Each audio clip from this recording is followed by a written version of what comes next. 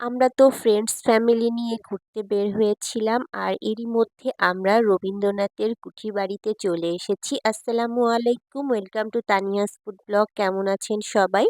আলহামদুলিল্লাহ, আমি তো অনেক ভালো আছি। সবাইকে নিয়ে অনেক বেশি ঘোরাঘুরি করছি, অনেক বেশি এনজয় করছি আর সেই মুহূর্তগুলো আপনাদের সাথে শেয়ার করছি। তো আমাদের কুষ্টিয়াতে যারা নতুন আসছিল, আমার ফ্রেন্ড ফ্যামিলিরা, সবাইকে নিয়ে আমি রবীন্দ্রনাথ ঠাকুরের কুঠিবাড়িতে ঘুরতে চলে এসেছি। আর সেই সাথে আপনারাও একটু দেখুন রবীন্দ্রনাথ ঠাকুরের কুঠিবাড়িটা কতটা সুন্দর ছিল। আর এখন তো অনেক বেশি সুন্দর এবং আকর্ষণীয় করে রেখে দিয়েছে দর্শনার্থীদের জন্য। কিন্তু দুর্ভাগ্যবশত আমি ওনাদেরকে ভিতরে নিয়ে যেতে পারিনি, কারণ রবীন্দ্রনাথ ঠাকুরের ব্যবহৃত যে আসবাবপত্রগুলা ভিতরে রেখে দেওয়া আছে, তার বিভিন্ন রকমের সরঞ্জাম ছিল, সেইগুলা এখন ভিতরে দেখতে দেয় না। ভিতরে আমাদের প্রবেশ করতে দেয়া হয়নি, এখন গেটে সবসময় তালা দেওয়া থাকে। তো কি আর করার, বাইরেটাই তাদেরকে আমরা খুব ভালোভাবে ঘুরায়ে দেখানোর চেষ্টা করেছি।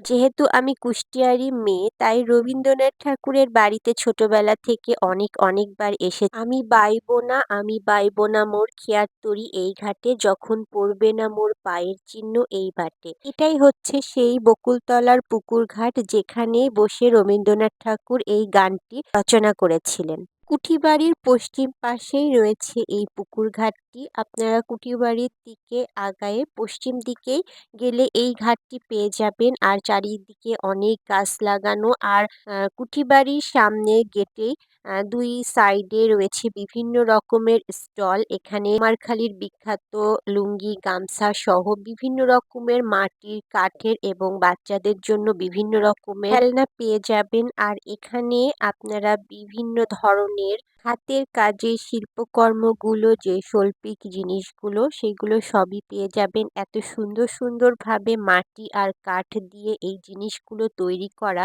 এখান থেকে একটা কিছু না কিনে আপনি যেতেই পারবেন না, এত আকর্ষণীয় জিনিসগুলো হয়। আর এখানে বিভিন্ন রকমের দোকানের পাশাপাশি কিন্তু কুলফি, কুষ্টিয়ার বিখ্যাত কুলফিও কিন্তু আছে। আর কুলফি তো অবশ্যই এখানে এসে ট্রাই করবেন। আর এখানে নতুন একটা জিনিস দিয়েছে, সেটা হচ্ছে ডিম কেক। তো এটাও কিন্তু অবশ্যই আপনারা ট্রাই করে দেখতে পারেন। এটা আসলে আমিও কখনো খাইনি, এখানেই আমি কুষ্টিয়াতে প্রথম দেখলাম যে এভাবে ডিম কেক বানায় দিচ্ছে। তো এটাও ট্রাই করে দেখবেন। তবে আমরা কিন্তু কুলফি মালাই অবশ্যই ট্রাই করছি, যদিও ঠান্ডার সময় ছিল, তারপরেও কেউ কুষ্টিয়ার বিখ্যাত কুলফি মিস করিনি, সবাই কিন্তু ট্রাই করেছি। আর পাশাপাশি বাচ্চারাও অনেক বেশি আনন্দ করছে, উপভোগ করেছে। তো তাদের আনন্দই হচ্ছে বেস্ট। আর আমার এই ভিডিওটা কেমন লাগলো জানাবেন। আল্লাহ হাফেজ।